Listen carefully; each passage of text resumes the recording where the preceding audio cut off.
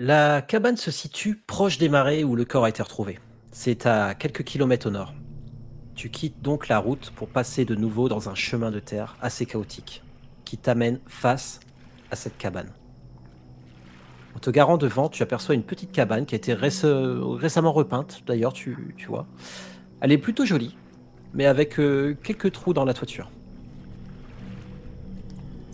Alors que je m'éloigne de la voiture que j'ai garée sur une zone où je ne serais pas embourbée, je m'avance, je regarde la toiture, qui apparemment n'a pas été effectivement refaite, comme sur la to-do list. Et je sors une petite lampe torche, parce que dans les bayous, il fait souvent un peu sombre, même en pleine journée, que je mets accessible dans une de mes poches de pantalon. Puis je fais le tour. J'ai toujours un œil vers les eaux saumâtres de ces environs. Et je suis quand même pas très rassurée. Mais j'ai tellement envie de voir à l'intérieur. On sait jamais. Tu fais le tour du chalet, enfin du chalet, de la cabane, et tu vois qu'il y a des traces de passage dans les hautes herbes autour de la cabane. Des traces qui s'enfoncent dans la forêt, dans les marais. Ah, Amanda, qu'est-ce que tu fais, Amanda? Putain. Et, euh, et après avoir fait le tour, j'emprunte ce petit passage herbeux. Tu suis donc les traces. On dirait que l'herbe a été écrasée. Tu passes dans des hautes herbes qui longent l'eau. Toujours avec potentiellement la peur de tomber sur un alligator qui s'est posé dans ces herbes. Tu regardes autour de toi et tu vois que l'eau semble remuer. Comme s'il y avait de la vie, de quelque chose d'assez gros à l'intérieur. En chemin, j'essaie de me trouver un bâton. Quelque chose de suffisamment épais. Tu trouves en effet des bâtons, il y en a un peu partout, hein. Il y a des grosses branches de bois et tout, qui traînent aussi. Donc j'en récupère une et puis je continue, poussée par ma curiosité, de suivre ce chemin jusqu'au bout, tout en essayant de repérer un élément qui n'aurait rien à faire ici. Un bijou tombé ou autre chose. Tu peux me lancer astuce plus investigation. Difficulté 3. 3 succès sur 3. Tu avances et tu aperçois au loin une sorte de toiture entre les arbres à, allez, peut-être 300-400 mètres. On dirait qu'il y a une vieille toiture, une vieille maison paumée dans le marais. Et tu commences à marcher sur quelque chose qui sort un peu de la boue. Tu vois une sorte de sac rose avec des motifs qui semblait d'être un sac à main d'une femme par terre. Je me baisse, j'écarquille les yeux, je saisis le sac à main, je le relève, j'essuie de mon autre main libre la boue et les feuilles pour mieux voir et constater que ouais, c'est bien un sac d'une femme. En effet. Putain, mais qu'est-ce que ça fout là, ça? Je regarde à l'intérieur. Tu y trouves un rouge à lèvres et un miroir qui semble fermé là. Je manipule tout. Le rouge à lèvres, le miroir, je l'ouvre. Puis je remets tout. Le rouge à lèvres te semble normal, mais un peu sec. Et tu ouvres le miroir.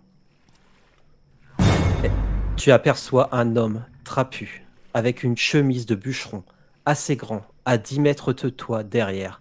Il semble te regarder en étant statique. Oh mon dieu, il m'a fait peur. Bonjour.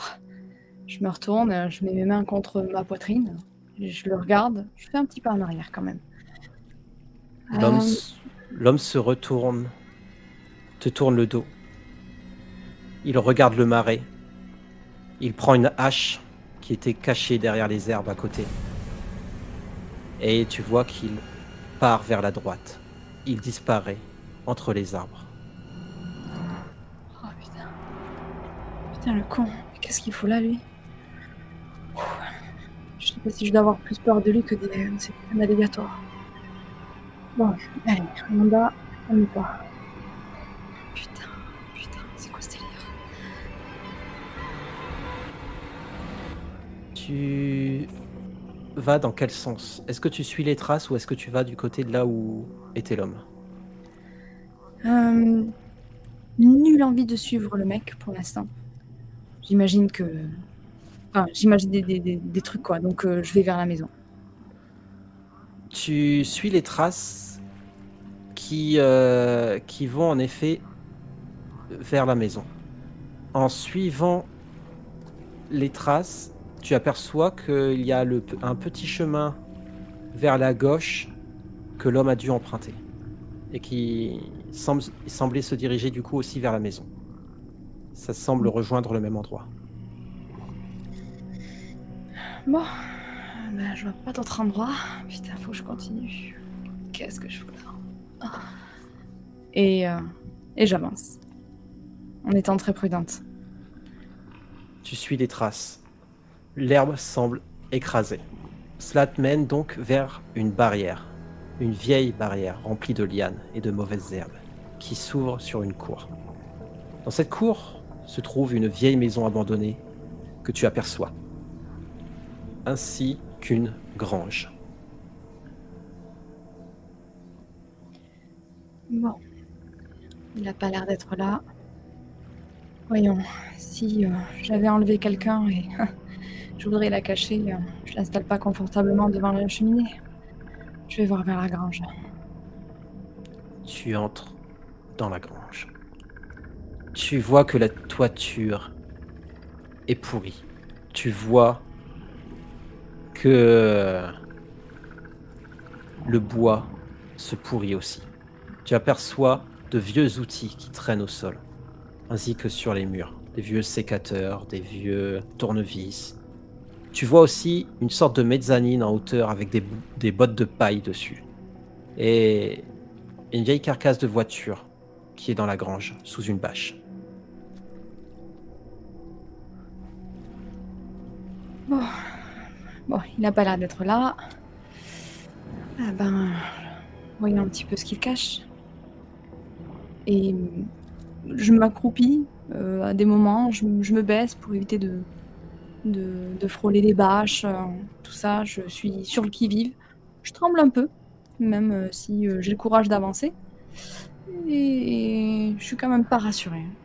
Et j'essaie de voir sur le sol s'il n'y a pas, comme si on avait traîné un corps, une trappe cachée sous la paille ou sous la terre. Et j'essaie de faire le tour sans trop faire de bruit. Je garde ton jet d'investigation de tout à l'heure. Ok. Pour cette scène. Tu fais le tour et tu aperçois qu'il y a énormément de toiles d'araignée. Tu vois que rien n'a été bougé depuis très longtemps. Tout semble tellement calme et figé. Hormis une chose. Une sorte de lapin mort qui est en train de pourrir en plein milieu, qui est venu mourir ici. Ah, pauvre bête. Je me baisse pour regarder rapidement, sans trop toucher ce qui lui est arrivé, quoi. Tu aperçois des asticots qui gigotent à l'intérieur, même à l'intérieur de ses yeux.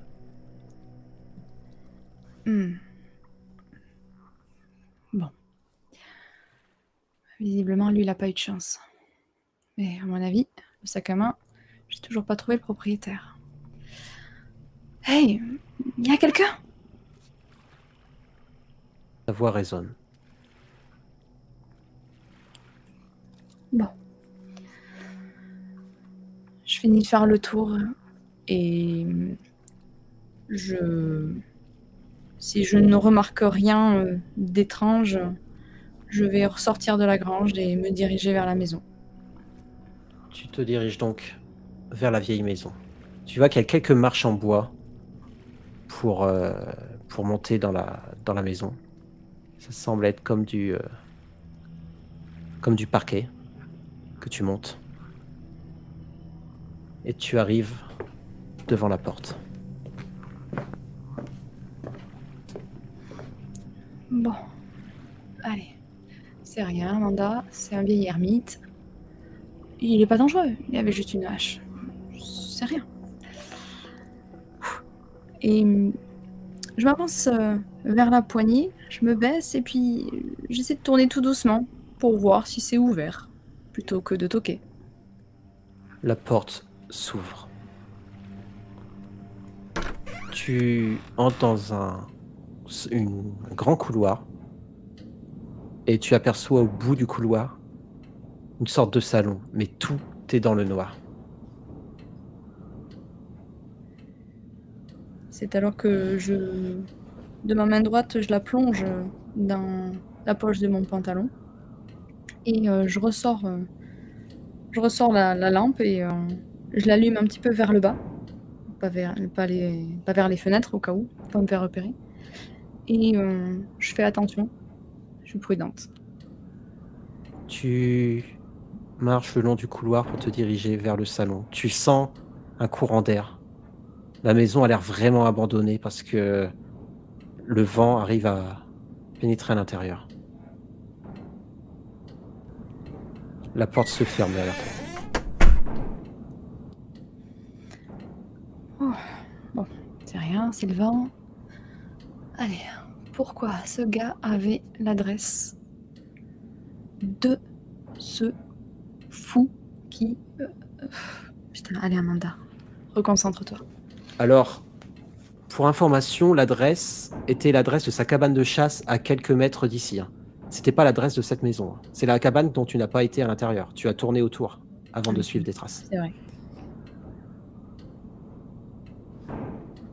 Putain, pourquoi Amanda, tu vas jamais là où il faut, quoi.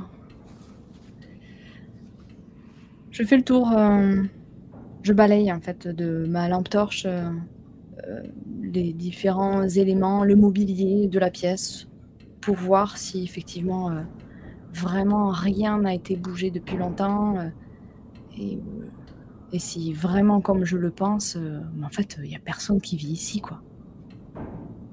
Tu passes ta lampe torche et un peu partout. Et tu vas pouvoir me refaire un jet de astuce plus investigation. Je prendrai en compte pour la maison. Difficulté 3. 6 sur 3. Tu fais le tour avec ta lampe. Tu passes un peu partout. Enfin, du moins dans le couloir jusqu'au salon. Et sur le salon, tu vois un article, un vieux journal qui traîne sur la table basse. Un journal d'il y a 5 ans, avec de la poussière dessus.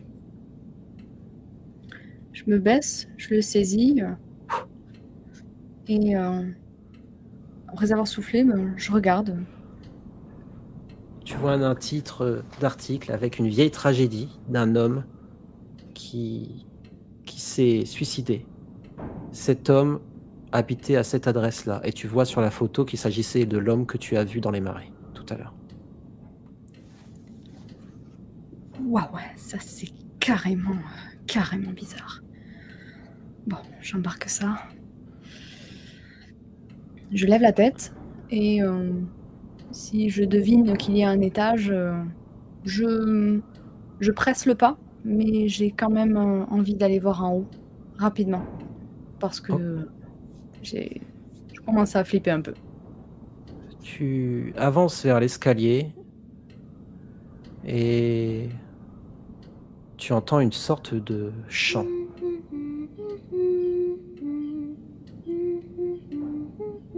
Hey, au fond d'un couloir. y a quelqu'un? Hé, petite! T'habites ici? Tu vois que le couloir semble être sans fond. Tu ne vois que l'obscurité et ta lampe ne va pas jusqu'au bout. Il faudrait que tu avances plus loin dans le couloir. Je me félicite de ma propre folie, de mon courage. Mais putain. Et j'avance. Je lève la lampe à hauteur d'yeux pour essayer de voir et j'avance petit à petit. Plus tu avances, plus tu entends la chanson s'approcher de toi. Ou en tout cas, c'est toi qui t'approches de cette chanson. Et la chanson s'arrête. Tu entends soudainement une balle rebondir sur le sol. Une balle qui arrive vers toi, à tes pieds. Je baisse la tête. J'ai la main droite qui tremble et qui tient la torche. Je regarde la balle. C'est une balle d'enfant, un jouet. Je m'accroupis, je la saisis de la main gauche, je la relève vers mon visage pour la tourner et observer la balle. Et puis je relève la tête. Hey! Oh! Comment tu t'appelles?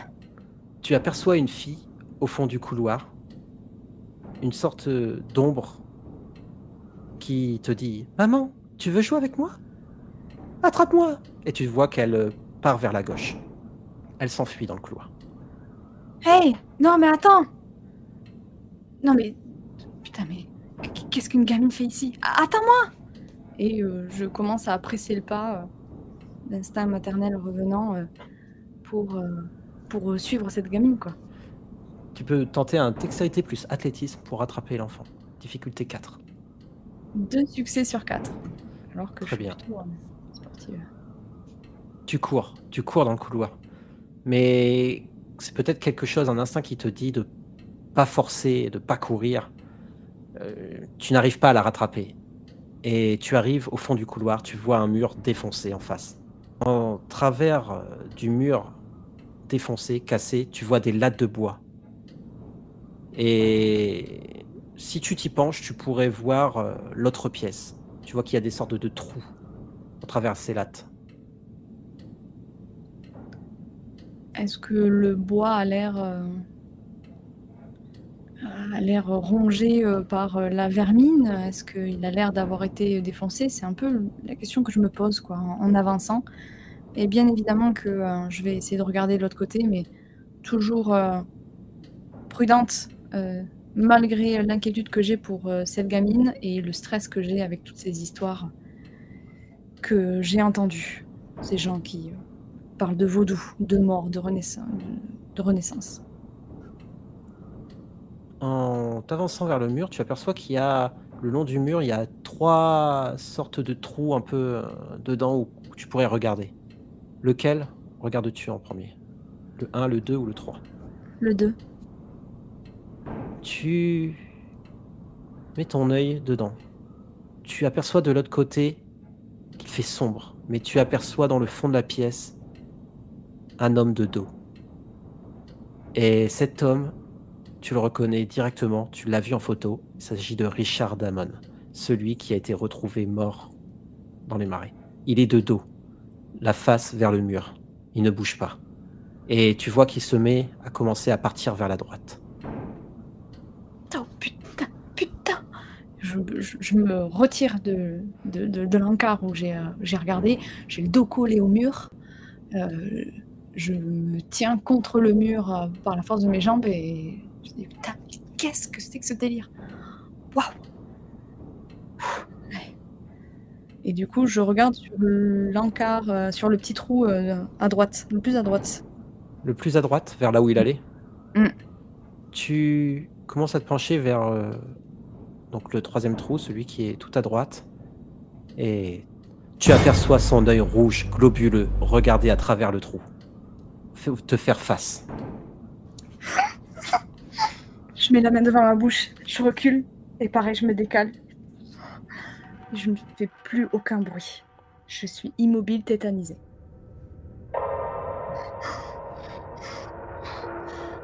Ok.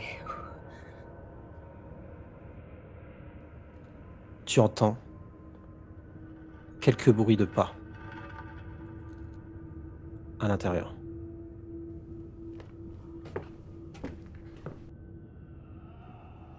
Tu vois la porte de la pièce vers laquelle il était s'ouvrir.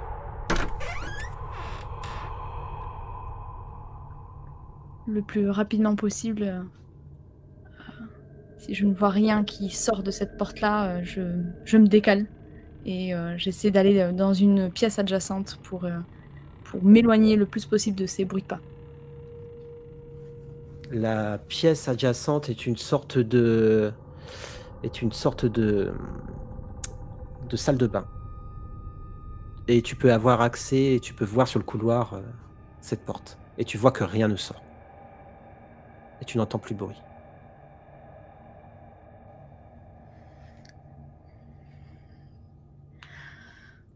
Allez, putain, qu'est-ce que c'est que ce délire? C'est impossible, putain.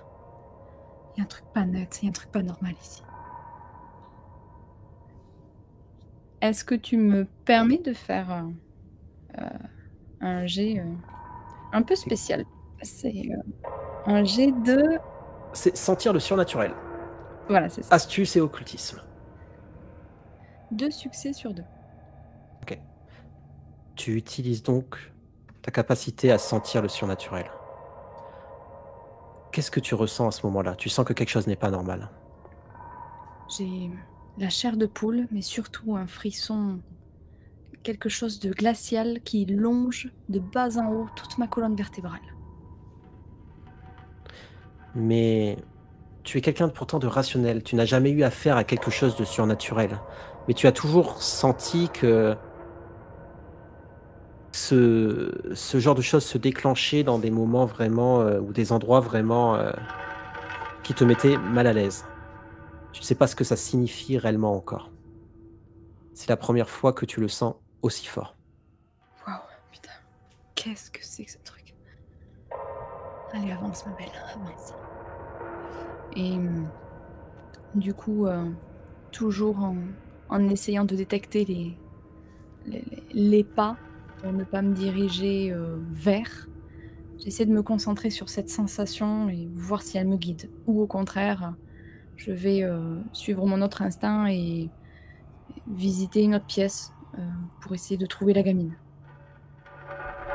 Tu sors de la pièce où tu es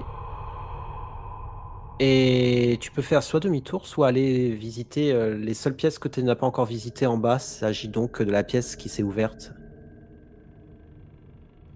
qui est la dernière pièce. Mm. Allez, peut-être que j'ai pas vu la gamine ouvrir la porte. Allez. Quand tu passes à cette porte, tu repenses encore à cette gamine et tu te rends compte que cette gamine avait quand même une voix très proche de ta fille. Oh my gosh. Voilà pourquoi je suis focus sur elle. Il faut que je sois sûre, il faut que je sois sûre. Et ça me motive d'autant plus pour avancer. Mais même si c'est complètement irrationnel. Tu entres donc dans la pièce et tu vois qu'il s'agit d'une pièce quasiment vide avec des tas de bois qui ont été ramenés ici, tu ne sais pas pourquoi, et une vieille table ainsi qu'au milieu un piano. Un vieux piano avec plein de poussière dessus. Hey, euh, Li- Lisa? Lisa? Ah, putain, qu'est-ce que t'es en train de faire, Amanda? Mais Lisa, est-ce que c'est toi?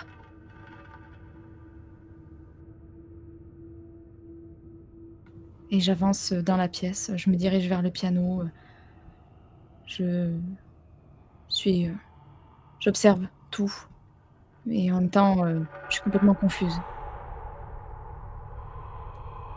Je regarde les bouts de Tu, bois et les choses qui me paraissent étranges.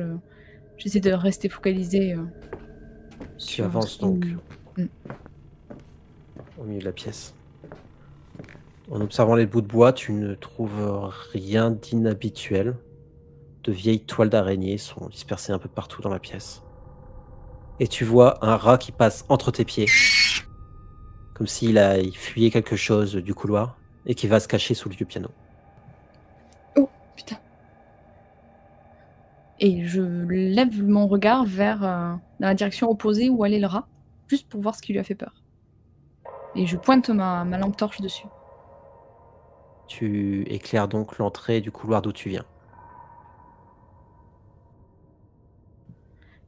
Il y a quelqu'un? Lisa, enfin, qui que vous soyez, franchement, c'est pas drôle. Et je me dirige vers, je me dirige vers ce qui a possiblement fait peur au rat. Tu repasses donc dans le couloir. En repassant par le couloir, tu te rends compte que l'heure tourne et que la nuit va tomber. Tu sais qu'il faudrait peut-être pas traîner là et que tu pourrais peut-être faire le point à ton motel, si tu veux être un peu plus en sécurité. J'ai du mal à réfléchir jusqu'à que j'arrive à sortir de la maison. Et une fois dehors et assuré que je n'ai pas cet homme étrange avec l'âge qui, qui est à côté de moi, j'ai qu'un objectif, c'est de retourner en direction de la voiture. En repassant à côté de la cabane de l'homme. Si fenêtre il y a, je jetterai un coup d'œil quand même au cas où, mais là je vais presser le pas et vite rentrer à l'hôtel. Très bien. Tu pars donc, tu repasses donc dans le marais où tu étais et tu aperçois qu'il y a une route qui a une sorte de chemin qui pourrait te faire revenir à cette maison-là plus rapidement sans revenir te garer à l'autre cabane de chasse de la victime. Si jamais tu as besoin de revenir à cette maison plus tard. Tu repars donc dans les marais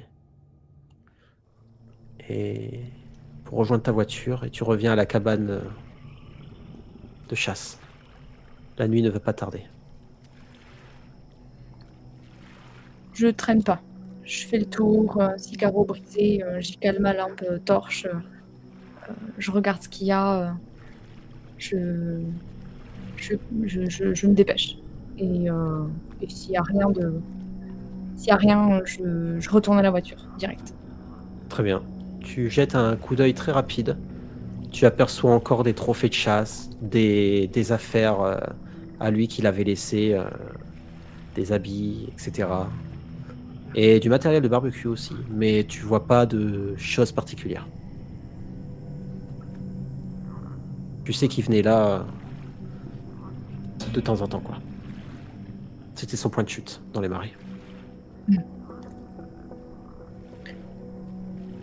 Je repense au lapin qui était étrangement, hein, qui était plein de vers. Est-ce que je me souviens des blessures qu'il avait? Est-ce qu'il y avait quelque chose d'arraché? Le- Non, il semblait avoir pourri là, sans être dévoré, quoi. D'accord. Je presse le pas. Je tremble un peu quand j'essaie d'insérer la clé dans la serrure de la voiture et je me loupe 2-3 fois, je fais tomber les clés au sol, je les reprends et à la deuxième reprise, j'arrive, je rentre. Je ne cherche pas à y aller doucement avec le moteur et je repars de suite. Tu t'en vas. La nuit tombe.